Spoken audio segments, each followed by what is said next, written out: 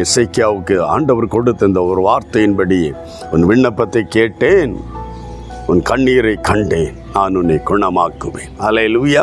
இந்த காலை வேளையில் அதற்கு அவனுடைய குவாலிட்டி நிறைய இருந்தது. தேவனை பற்றி கொண்டும் தேவனை சார்ந்து கொண்டும் தேவ வார்த்தையின்படி ஜீவித்தும் தன்னை அர்ப்பணித்தும் தேவனுக்கு பிரியமான ஒரு தெய்வ பிள்ளையாய் வாழ்ந்தும் கூட அவனுடைய வாழ்விலும் நெருக்கடிகள், வேதனையின் நேரங்கள், வியாதியின் நேரங்கள்.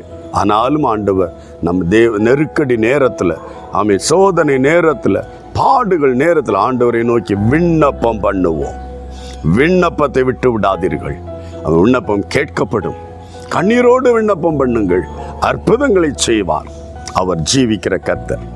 தொடர்ந்து நம்முடைய பிரச்சனைகள், தேவைகள், போராட்டங்கள் நடுவில் தேவனை நோக்கி பார்க்கலாமா? அற்புதத்தின் தேவன் அதிசயம் செய்யட்டும்.